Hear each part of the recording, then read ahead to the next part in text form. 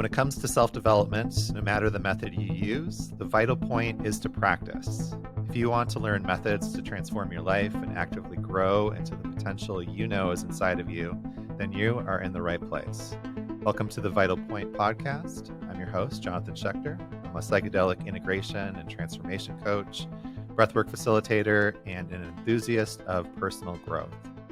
You have the capacity to evolve and bring your intentions and dreams into the world, and there's never been more access to so many incredible modalities that can help you on your journey.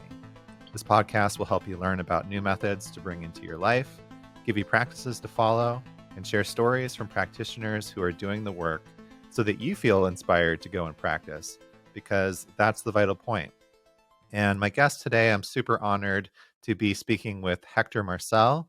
He's the president of the 3 Jewels Enlightenment Studio in New York. He's been studying and practicing Tibetan Buddhism for over 25 years, so it's no wonder that I wanted to talk to him.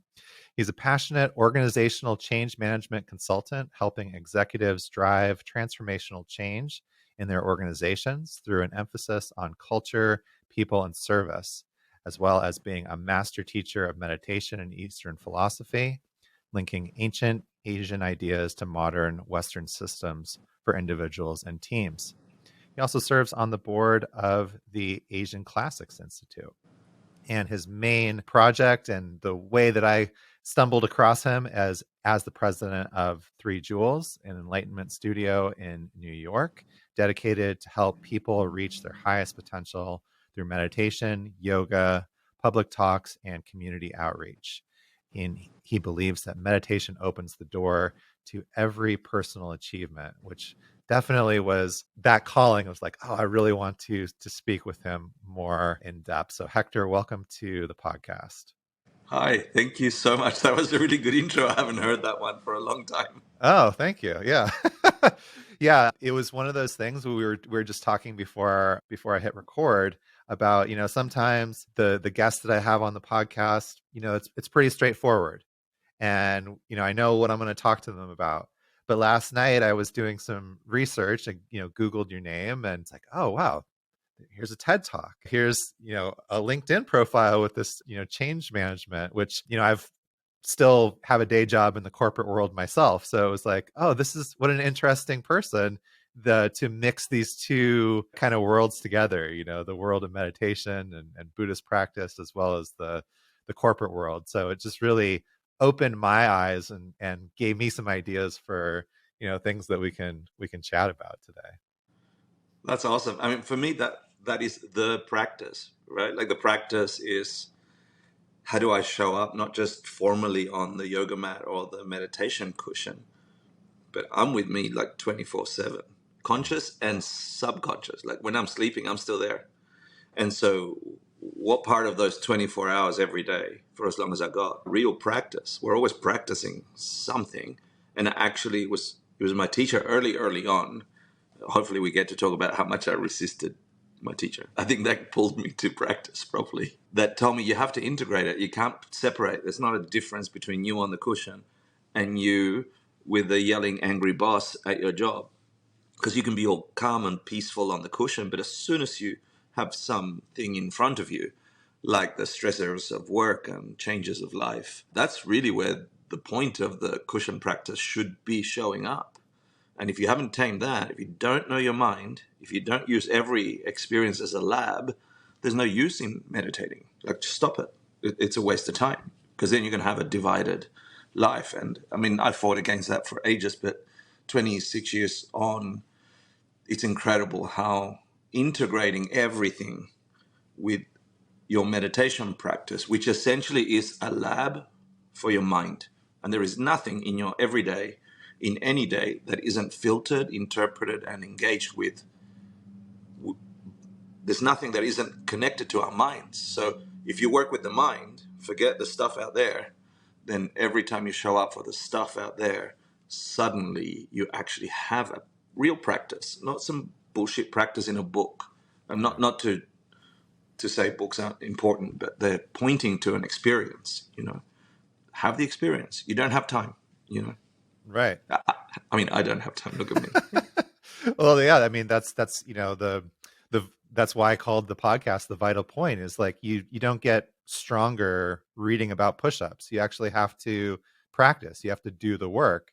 And I love what you just said, because I think a lot of the times when people start to come to personal development in whatever way that looks to them, they feel like there's going to be these big, like, the sky is going to part, and the sunlight is going to shine down on them, and all of a sudden they're just going to be changed. And I I'm sure that does happen to some people. It would be really amazing if it did. But for me, and I think a lot of people that I've ended up talking to, it's in these incremental, changes, just like you're mentioning, sometimes breath to breath and decision to decision, moment to moment, and where we're choosing to do something different, or we have some awareness of like, oh, I have the capacity to change and to do something different. I don't have to do it the same way that I've been doing things all the whole time. And that's like really where the magic is.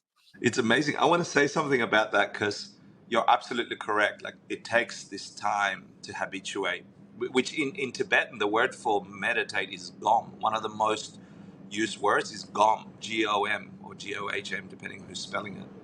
It literally means to return over and over, to habituate. Yeah. Return your mind to a specific way of being over and over and over. Try the incremental changes. Try not to yell at someone when they're yelling at you. Try to live the life you actually want to live. It's not going to work out. Not the first time, not the second time, but you're grinding the old paradigms that forces you to yell and get angry to the point where it's been enough times of practicing not to yell, maybe when you should be yelling, but you're just choosing to work with your lab. And then after a while, it actually will show up as a moment, as an epiphany, as a parting of the thing. Right. But it's not caused by the thing you just did now. Like it happened for a month or 3 months or 3 years, depending on how much garbage you want to clean in your mind. And Right. there's plenty to clean. And it's just views, it's just frames of reference. And so that makes sense, right? Like Yeah. you put an inertia behind something, just like the inertia we have right now to be angry or to be upset or to be depressed. Or our minds have this inertia to experience something. If you understand that that is transformable, which that's why the practice is, then go ahead and find the causes and conditions that would transform it, and then get to work, like you said, the gym, right? So I go to the mental gym, Yeah. and I'm not going to lift 250 weight the first time. I'm actually never going to do it because I don't go to the gym. But mentally, I'll do it. But then after a while, it's easy for you to lift heavy weights. Right. And so if that's the practice, like the lab of the mind, and that's why meditation is everything, because it gives you a simulator. Yeah, you can sit in isolation, shut the senses, let the monkey noises stop, because what is our mind besides what we think and what we say and what we feel and what we taste and all the senses? You shut the doors to the senses, sit still, close your eyes, try and breathe naturally, relax. Nothing to see here, nothing to hear, nothing to move or itch or scratch. Your mind will go crazy. If you've ever started a meditation practice, your mind will say, this is impossible, because we're just used to connecting our minds to whatever the stimuli is without our awareness or control. But the lab, which is sit down just for a minute, shut your mouth, shut your eyes, shut your ears, try, and don't be distracted by anything. You choose something to put in front of your mind and just hang out there.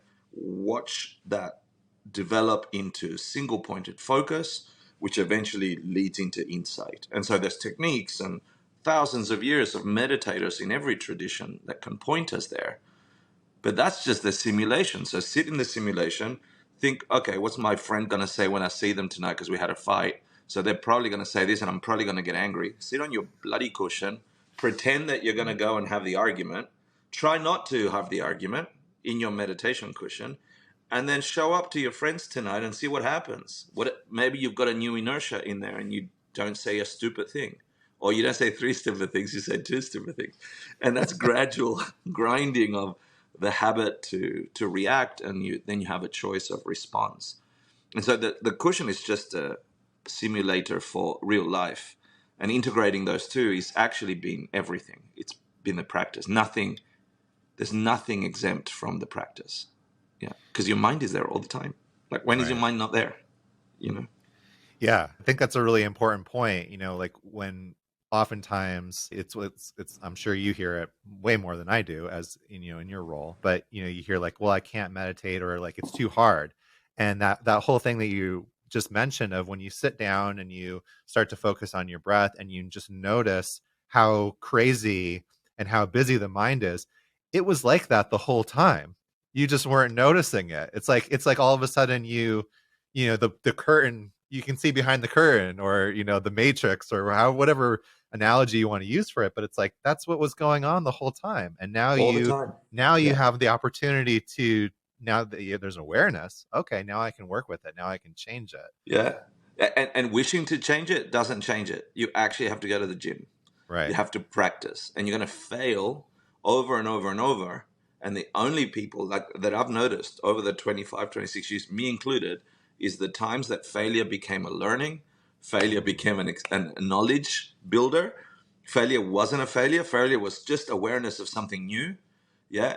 And Yeah. that something new is all these old narratives. You're a piece of shit. You're no good. You never know anything. Like, just watch them as the players in this mind of yours when we shut down. How interesting that that would come up. Why didn't joy come up? Because that's not what I've got as a habit. So let's make joy the habit. And so, I don't know. I think a natural consequence, at least for me, for this way of practicing, is being a little sarcastic with my own mind. I'm like, a friend of mine a friend of mine told me that what I'm really doing is self gaslighting. And I actually think it's true. I think Buddhism is self gaslighting. It's like, I'm not buying my bullshit. I'm not Yeah. a I'm not a terrible human being, number one. So why would I like that narrative? Well, I can go back and look at instances where I believed that, where I was told that, where I personally experienced that, or when I was a piece of shit. I can name all of them. It Right. doesn't have to be my identity now, and it doesn't have to be what I continue to perpetuate. Go to Right. the lab, choose what you want to do, perpetuate something different, and therein begins the myriad of practices. Like, if that's the case, if you get to choose what your future is, the bigger question is, what the hell do you want to become? Is it okay just to be a successful executive? Because for me, it wasn't. Is it okay to be famous? If for me, it wasn't. I have limited time. If you studied Buddhism, you know the three death awareness contemplations. It's bloody certain. Nothing else is that certain. This Yeah. body and mind is going to finish in this form. The body will continue to be something. The mind might continue to be something, but not this form anymore. Death is certain. But when is it coming? Nobody has a clue.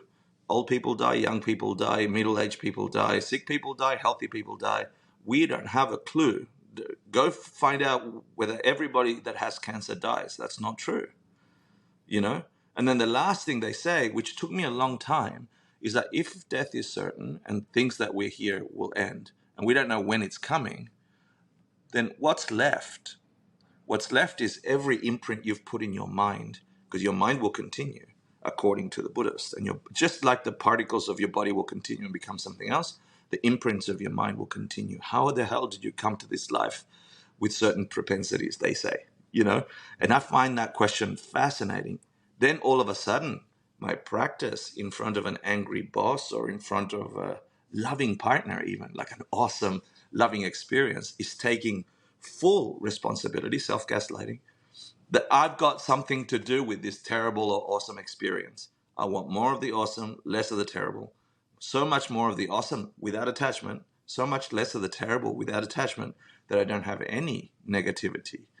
And that's called nirvana. Yeah. Per, I think it's defined as the permanent cessation of all mental afflictions in the formal texts. Nirvana is blow out, right? Blow out the candle of the afflictions. Nothing in your mind hurts you anymore. And that means or implies that there's nothing outside of you that your mind could interpret as hurting. And all of a sudden you're walking around in this awakened state. That's the promise. So I have a choice. If I'm going to practice something, which we're all practicing something, I practice getting angry, upset, depressed, triggered, whatever I practice, right? They're all the inertias. What do I actually want to practice? And I had that choice was, do I get my university degree, continue the MBA and the thing, and I did all that, and I bought the houses and whatever. But do I really give a rat's? I don't really. I'm just doing it because I'm here. But every one of those things became fodder for my mind to have a different experience. So I'm going for putting all my chips on red, or whatever you do on a casino. I'm like, I don't care about the picket fence. I care about my state of mind with the picket fence or no fence at all, with a big house or no house at all, with a fancy car or the bloody New York subway with the rats, which is pretty awesome. Like my mind is the thing. It's not the stuff. Anyway, sorry, I went on a rant, but I wanted to connect. Like, formal practice is just the beginning of the new habituation, GOM, meditation, Right. which you must use in the everyday. I can't be triggered. And when I am, it's just, oh, that's interesting. Why would I want to do that? Do I want to keep that habit or do I want to Mm. change it? Yeah. All of a sudden, I'm in control, but not in tight control. I have agency, and that's Yeah. freedom. Yeah, we always have the choice of how we're experiencing whatever's happening, and it's all an opportunity to practice if we have that view and that perspective.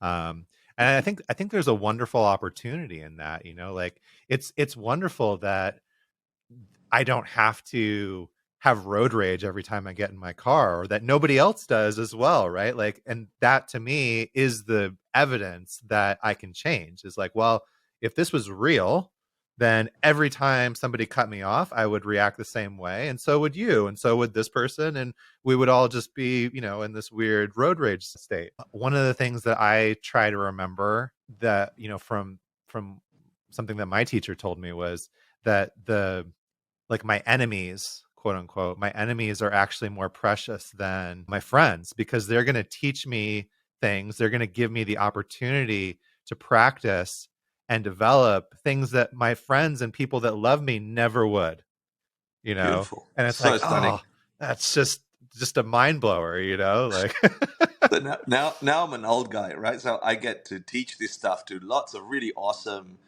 inquisitive human beings here in New York and in online. And that very thing, like the annoying people around you are your biggest teachers for real, because they bring up in you the thing that you thought you had under control, right? And of course, we have a lot to do. If you're in this body and here, you got a lot to do yet. yeah. And so when those people ask me, why are you so at peace? And, they ask me all these assumptions that they think I'm doing. I'm like, no, what do you think I'm teaching you? So I can get triggered easily. And so we have a little laugh about it. I don't mean it, Yeah. but I try and gaslight them too. Yeah. Yeah, well, it's an interesting way of looking at it, of gaslighting yourself, because I think it also points back to this other thing that we're talking about, where there is no objective reality out there. You're choosing your story to a certain extent, and some of it you're not choosing. Like, Oh, to a let's certain not extent, I love it. I love it. right. We should go there. Yeah, there's imprints, right? There's things that we the way that we experience the world is based on our childhood, and if we're subscribing to the Buddhist philosophy, which you and I both do, like things that we bring in from the past lives. But even if we don't want to talk about that, like, our childhood experiences and the experiences that we have with lovers and friends and different relationships that have shaped us into things like, oh, I can't trust this, or this is dangerous, this is not safe. But yeah, it's none of it is permanent and tangibly real. We have this opportunity to shift and to change and put the right causes and conditions, as you mentioned. Yeah, uh, that's where the fine line is. Like the, there's plenty of Buddhist thought, and I hesitate to teach people the formal studies that I did in Tibetan Buddhist philosophy. I don't want people to become Buddhists, because what that implies is I have to be a monk or a nun, or I have to, be austere or not give a rat's.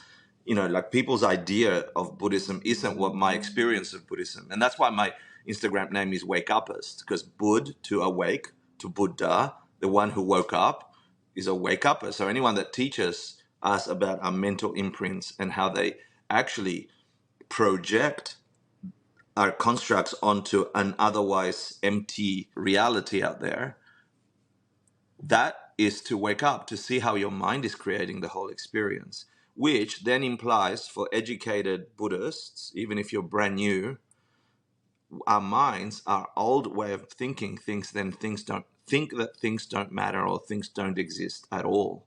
And that's not true either. So I just want to give that warning because I like they said it seems to, right? So Yeah. things don't have a nature. Things are empty of a nature. What that means is, and this is solid foundational emptiness, right? It means that this object, although you and I see pen, can't possibly be projecting pen out, radiating pen, and then everybody that experiences this object must say, "What a cool pen, let me write a poem." Because Right. if it were true, then other sentient creatures like dogs who see this object wouldn't salivate and just want to use it as a chew toy. For them, it's radiating true toyness. For us, it's radiating pen. And that's the illusion that this seems to have some nature. This is neither pen and neither true toy without a perceiver, without a human or a dog. Because when you pull out all the dogs from the room and all the humans from the room, and you're left with this object as is, not as your mind is forcing you to see. If you really saw this object for its colors and shades, you could see the biases in our minds wanting to make it 3D, but the data doesn't say 3D. In your mind, you're seeing it like 3D, right? Like because of the shading, whatever. The Yeah. data you're receiving is not telling you that. Mhm. Why and how does that happen? The mind is constructing, upon data, is constructing this perfect image of pen. If it was pen from its own side, dogs must want to write to their dog girlfriends, and that's not happening. Right. But it doesn't mean that there aren't chew toys, and it doesn't mean that there aren't pens. Sure. This thing exists. It really exists, but not in big capital R, really, Yeah. ultimate, really. It relatively exists to dogs or humans or any other sentient that looks upon it. Some people find it meaningful if they're a poet. Some people don't give a rat's because they type on their phone. All the nuances are us, not this object. Therefore, the object is empty of having all those qualities. Then you have something to work with. Why did my mind have a chew toy? I didn't, or a pen. I didn't choose it. It actually is a pen for me. It actually is a real thing. Yeah. And to stay between things don't exist at all and things exist only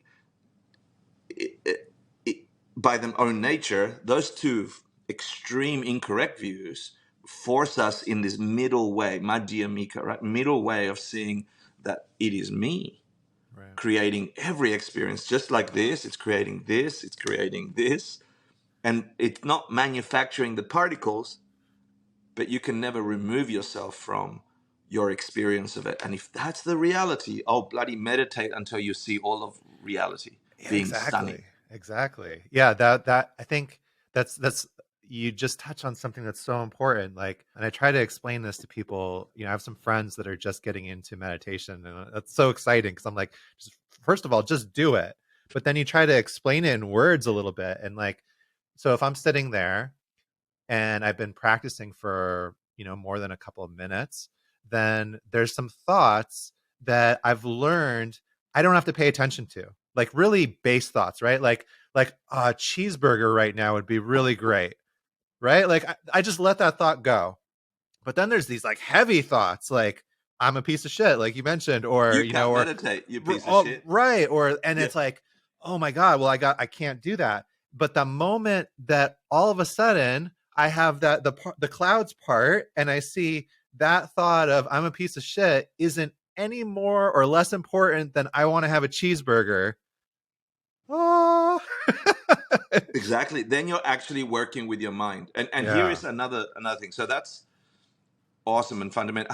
Have you talked much to your people or to your students or even to yourself about the 9 stages of meditation by Master Kamala Shila 700 AD? It's something I have a very rudimentary knowledge of, and I actually have the book Stages of Meditation on my shelf there.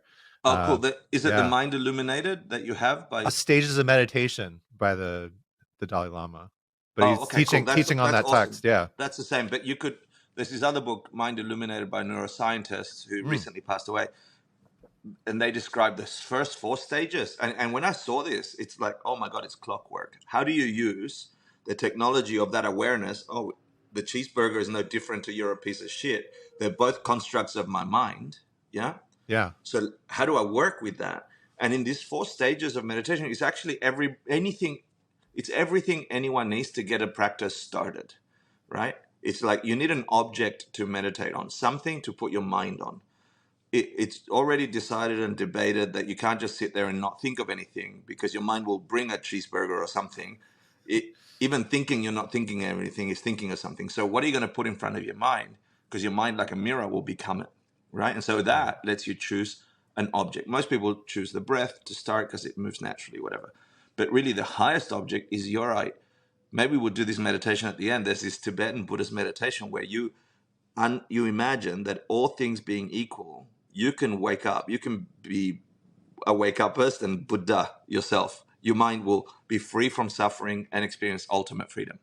You imagine what would that look like as a Jonathan or whatever name I'd have, and that's called future refuge. You imagine that person having resolved everything, coming to hang out with you in meditation.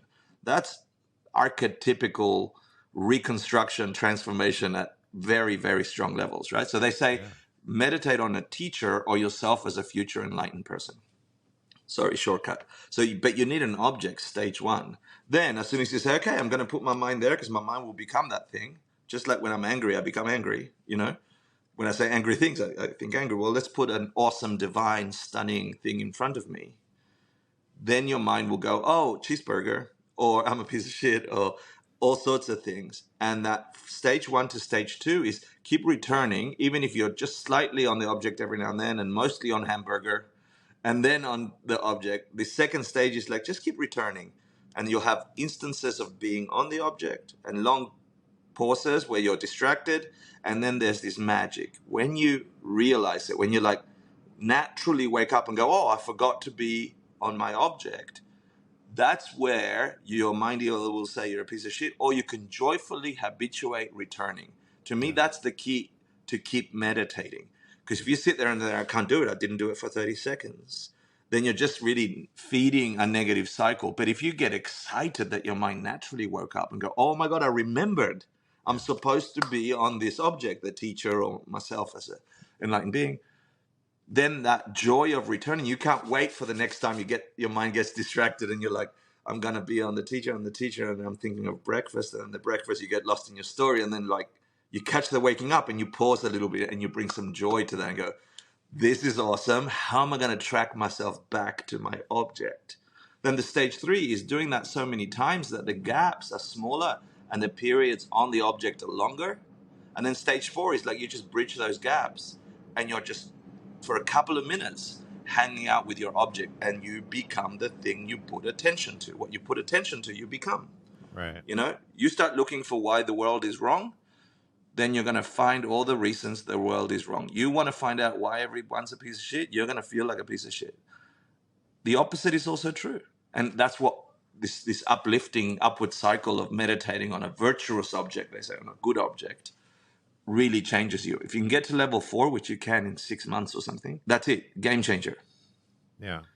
And everything that you're describing as, okay, here's this meditation practice that's been practiced by people for, thousands of years. And then it's so interesting because you could put that in the framework of like Dr. Joe Dispenza or like the neuroscience and quantum physics that we're learning about. Like you can't just say, well, when I have money, I'll be happy, or something like that. No, you have to start being happy now. You have to act as if that thing is already there. You've already manifested it. It's already there for you, because in reality it is, right? Like we're just in this quantum soup, and everything that you want is already there. So Yeah, it's yeah. And can your mind frame it so yeah, uncontrivedly? You know, right. have you caused it to habituate that way? And I love the joy that you mentioned, because I also experienced that. Like that was to me what got me hooked on Buddhism. It was like, well, you don't have to trust this because you're reading it in a book or some guy that looks like he's smart or has practiced for a while. It says so. Go try it for yourself. And then when I had that moment of joy, when I was like, oh wait, it's working. I you love can't this. you can't help but like want to continue to practice. You can't help but want to do it more. Like just like you said, like I want to get to that next moment, Yeah, yeah. and that's so magical. And I really just hope that everybody can experience that in their lifetime, because it is so easy to get bogged down in our stories and in the things And that we've believe them. been That's true. habituated to. Yeah, absolutely. God, what a wonderful conversation. I'm curious if we could maybe switch gears a little bit and just hear a little bit about how you got to be where you're at. Like what's a little bit more of your story?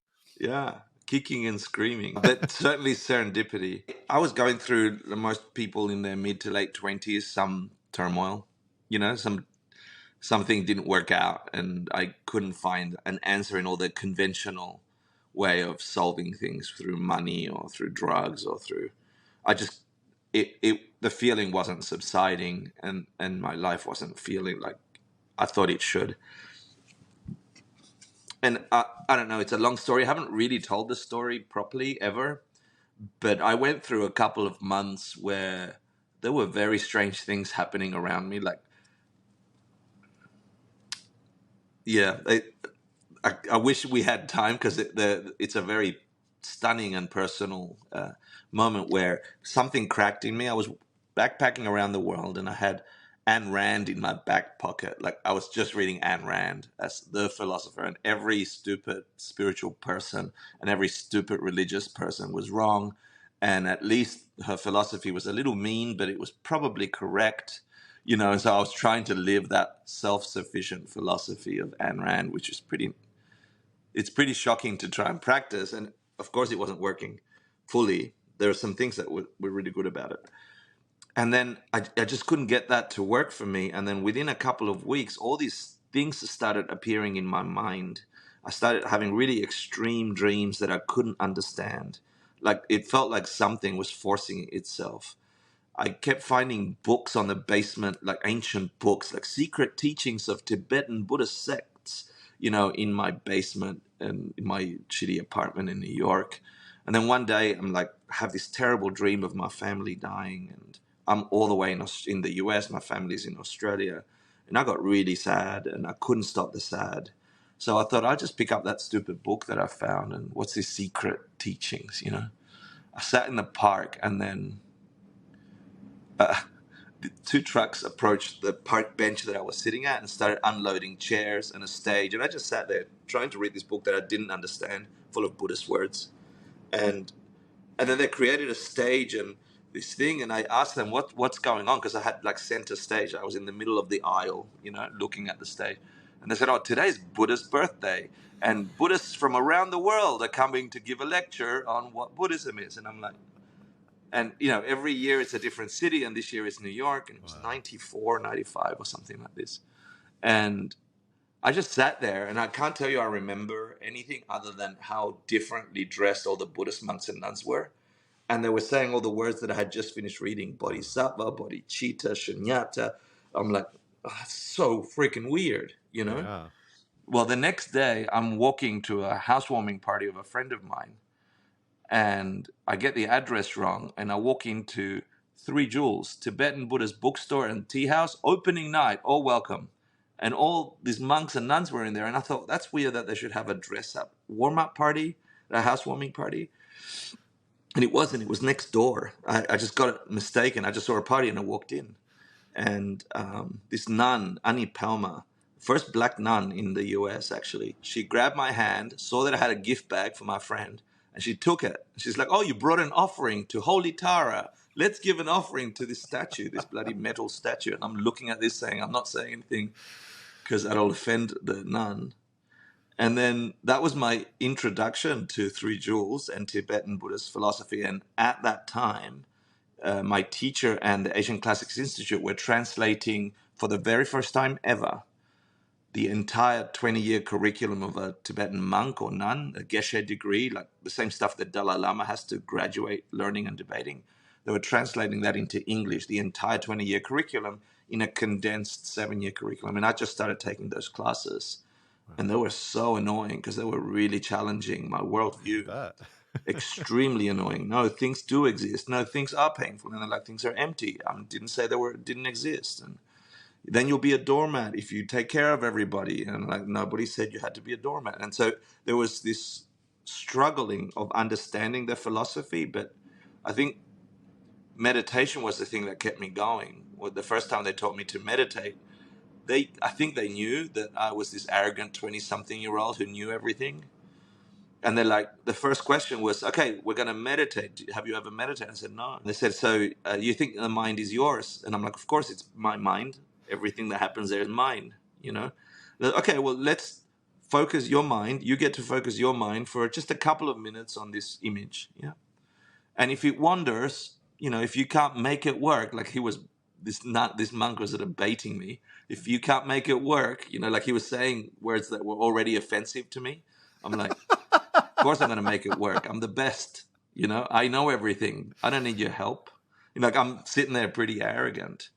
And oh my God, I realized I had zero control of this mind of mine, that my mind had me by the balls. I didn't last 3 seconds.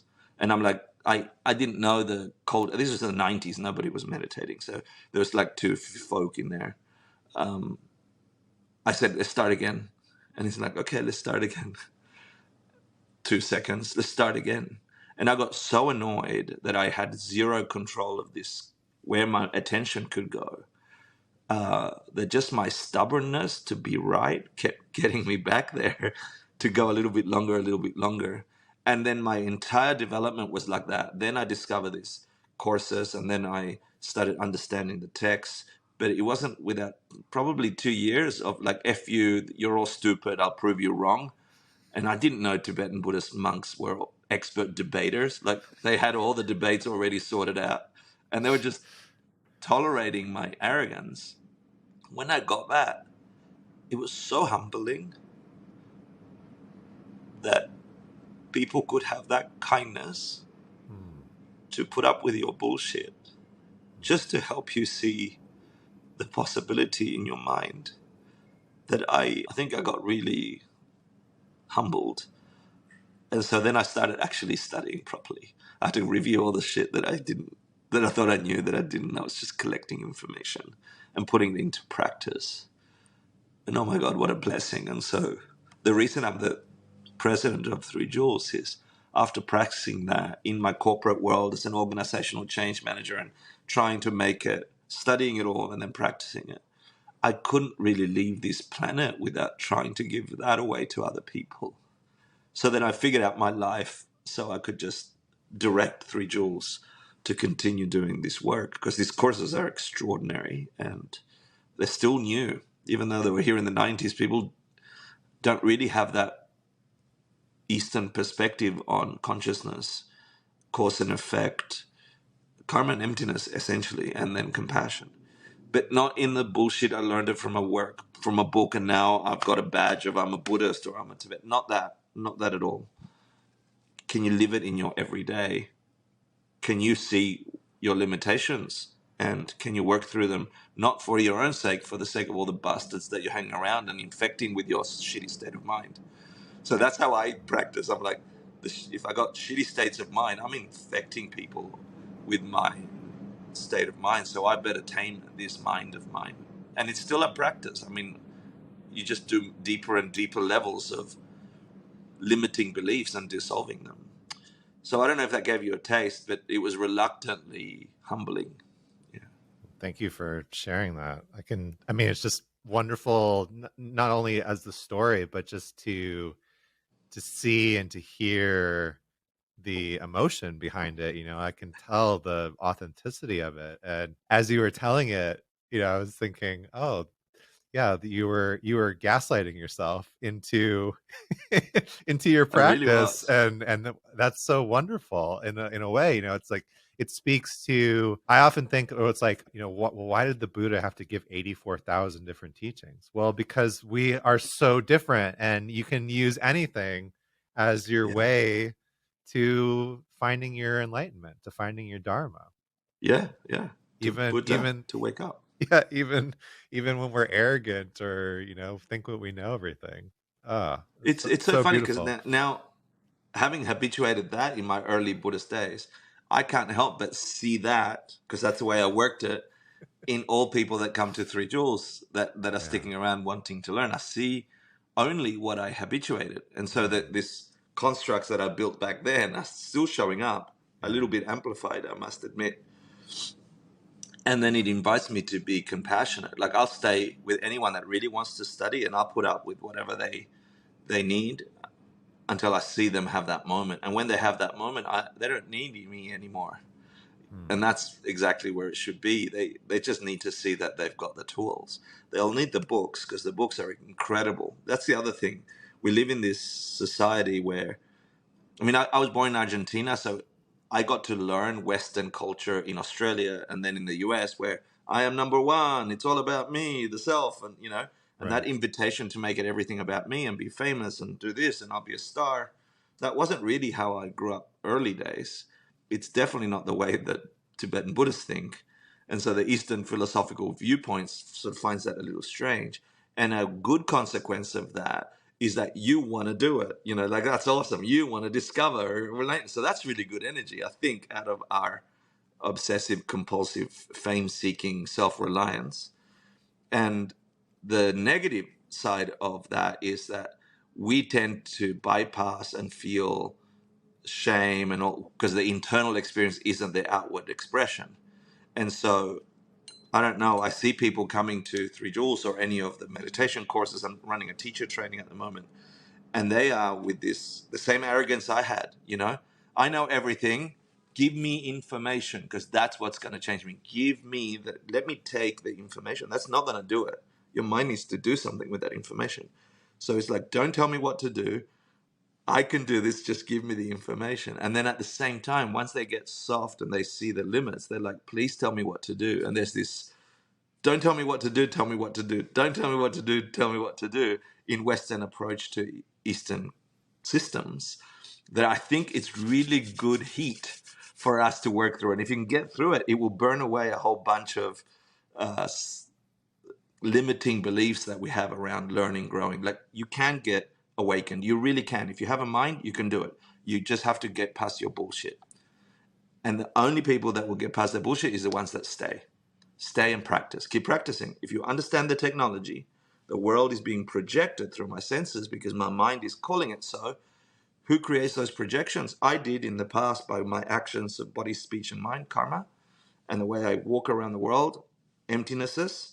I put that karma onto. Then all of a sudden, I am the architect of the world I step into. The world isn't forcing itself on me. It appears that way. That's the illusion. Once you get that mechanics, you can really experience freedom, and they'll start, like we started the conversation, in tiny moments, Yeah. in tiny moments, and then it'll shut. The old habit of saying everything's a piece of shit, you're a piece of shit, will come strong, because we've been habituating that for a long time. But then every now and then you're like, oh my god, it's all me. I've got to fix it. And it's humbling, and you can be joyful, because the bad news is it's your fault. The great news, it's your fault. So you Right. could change it. If it wasn't your fault, if it was someone outside, you're screwed. We're all screwed. If it was someone outside causing my experience of being, we're totally screwed.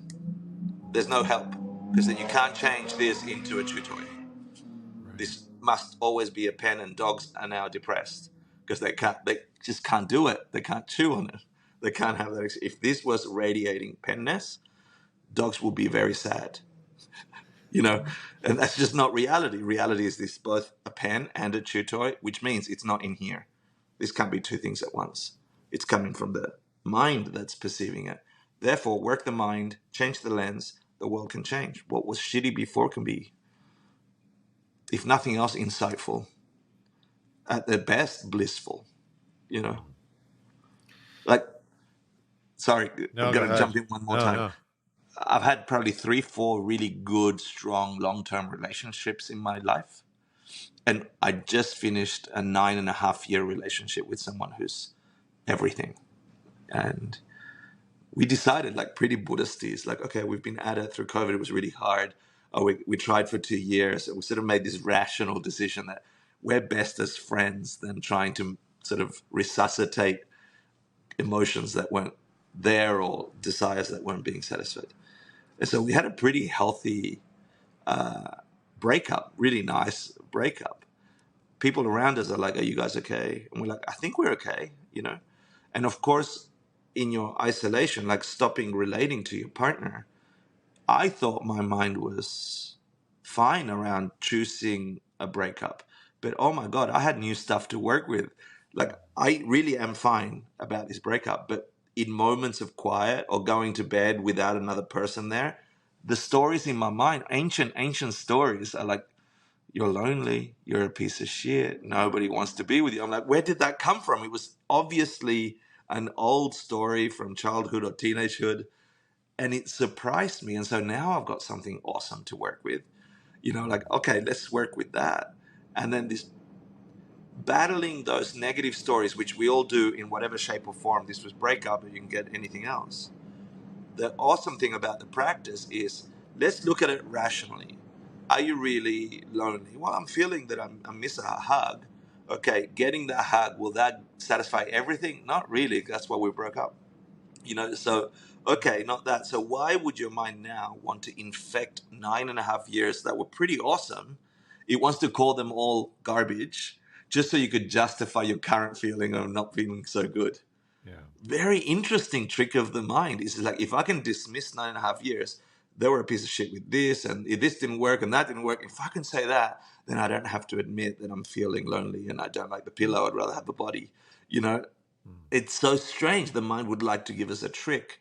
And so now, every time any negative emotions come up, I get to revisit and rejoice on an incredible 9.5 years. Like, we did so many good things together, and he's doing the same. So we're messaging each other, on a almost on a daily. Like, I just saw a message pop up from him, so I'm wondering what it's going to be. Where we're both trying new things, but we got this affirming goodness that we've worked our minds, and now we've got new ground to work in our mind. It is making us stronger in the next time I show up for a relationship. Mm. It's beautiful. And just to have the curiosity and the openness to just examine, and instead of assigning that meaning Yeah, or getting hooked, yeah. like by the story. And so I don't know, I take it as a sign of a mature practice. Like, okay, it's good. That's not effort anymore. I just see it, story. Feelings are there. I'm not bypassing feelings, Right. but those feelings don't necessarily mean the whole narrative that I probably saw in a movie or a telenovela or, something like that. Yeah. No objective reality outside of what's going on. Oh, it's We such get a to choose. And the choices we do over and over become our habits, which become our reality. Gone. I mean, that's it right there, right? Couldn't have said it better myself. I don't think anybody could. That's Thank that's you. just the pith, as they say, right, in the Buddhist practice. Yeah, yeah. The pith instructions. Yeah, gosh. I'm this is one of those moments where I am just so grateful for having this podcast because, like I said, we connected. I reached out about something that you had posted that I think several people were maybe misunderstanding or giving you some grief over. I And to liked it. me, to me, it made perfect sense. Like it was something that I talk about as well, about having intention. And I had posted something a while back that said, do everything like a Buddhist, even if you're not a Buddhist.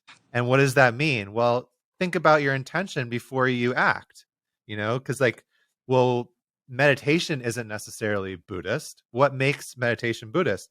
That you have intention, then you have an action, and then you dedicate, you have a dedication. So you have this full container. And you can apply that to anything in your life, right? Like you can apply that to your relationships, to eating, to exercise. Don't just go to the gym and shut your mind off and be unconscious. Like, okay, I want to go in and this is my intention, and celebrate it when you're done. Like, yes, I did it. Okay, I did the. So when you had posted that thing about think about why you're meditating, have an intention. To me, it made perfect sense, and I thought, oh, this is brilliant. But I guess it's a roundabout way of saying like, oh, okay, we connected about this one thought, this one piece of content, and I'm just sitting here full of gratitude and full of wonder, to be chatting with you and listening to your wisdom and your experience and everything that you've had to share, and it just feels like such a blessing, Yeah, to I feel it too. Thank you. I mean, what that little controversial comment made me see is that people, most of the angry replies that I got pretty angry, abusive comments on it, hmm, which I thought, well, that maybe tells me you're not meditating. So go ahead, tell me what I should be doing, hmm, But then there was a compassion in there. It's like, no, these minds, there's something that made them connect. So I'm going to connect. And I try really hard to reply to absolutely everyone, the good people, the bit that are saying, I agree, nice. And I'm like, okay, that's good. But are you practicing? And I'm spending extra time replying to the ones that are a little strong. And so it made me connect to a broader world than I'm currently sitting in. Like I think we have like 46,000 visits at Three Jewels every year. Like we're pretty busy, 50 teachers, yoga, meditation, Dharma, teacher trainings. Like I said, I'm running a 70 people teacher training at the moment for 10 weeks on meditation.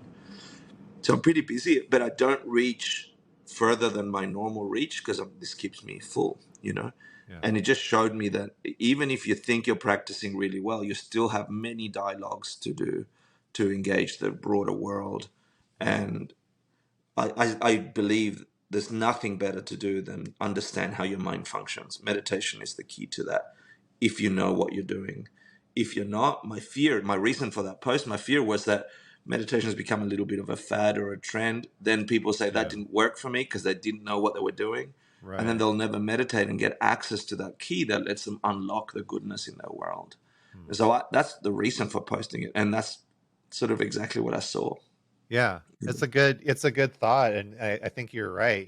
There is a certain amount of bypassing that can happen in the meditation process, or I always say that there's so many different types of meditation. Like just because you did some sort of I don't know, I don't want to offend anybody, but like chakra rebalancing and visualization for 20 minutes and it didn't like work for you, doesn't mean that you can't just sit down and practice some mindfulness. Yeah, yeah. That Yeah. won't benefit you.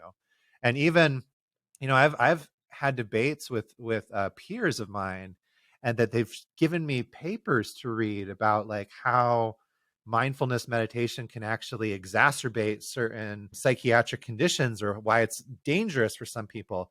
And it's curious though, like, okay, because I'm not attached to this idea that like like I do think everyone should be meditating, but I also realize that you don't have to believe that, right? Like if meditation doesn't work for you in this moment, great. Like let's find something that does. But I really believe this, and maybe it's cuz I've been practicing Buddhism for 20 years, and like there's thousands of years of texts and experiences of people. Okay, like there's something here, like, well, let me investigate more. And where I've come to with that conversation of like, well, meditation isn't for everyone, is the analogy that's often used in meditation of scooping water out of the river and not being able to separate the dirt and the mud, right? You can't make yourself separate that. But if you leave that water on the table and let it settle, then all of a sudden it separates and you're able to scoop out whatever debris or gunk or mud is in there. So I say, Perfect. okay, well, even if meditation isn't going to solve all these problems for you, it's going to cut out a lot of the noise that's happening in your mind. And then as your mind settles, just like that water, then you can find somebody to work with to help you scoop out the bits that meditation isn't going to help with. Find a therapist or somebody that can do more bottom up somatic practices with you. But yeah, like try mindfulness meditation, because I bet you it's going to get rid of a lot of the noise and then make it a lot clearer about what the next step is you Cool. know Very, very cool, Jonathan. yeah, I had that experience myself, like when I started going through my own kind of awakening process in terms of, oh, we talked about it a little bit before, coming out of this divorce and being like, okay, I've got some things I need to work on. And I started to have these somatic flashbacks, like things that were really, really scary, and that I felt really, really strong in my body. And I kept trying to apply the things that I knew in the beginning, which was, well, if I sit and concentrate on my breath, eventually this feeling is going to pass, right? And it was really scary because it didn't seem like it was working. And what was happening was I just needed more resources. I needed a way to connect to what was happening to my body instead of just letting it be there until it passed, like the cheeseburger thought. And so that was when I started doing somatic work and like really connecting that to my meditation practice and seeing like, oh wow, there's this whole realm from the neck down that I've been bypassing. And like there's just as much curiosity and things to explore with that. And now I have more resources. I have different ways of dealing with it. And the other piece of it was, well, for the last however many years, I've been drinking and using food to numb myself and cannabis and all these other things. And as I'm changing the formula of myself, as I'm not drinking, as I'm not using food as a way to escape, there's things that are bubbling up to the surface. And now I've got to, yeah, I didn't have to deal with that before because I was dealing with it in a different way. But now it's like, okay, now I got to work with this. Now how can I apply these tools and these resources to this next stage, this next step? But what a wonder, right? That you have the capacity Yeah. and the awareness to want to do that and able to do it. Mm, That is a miracle.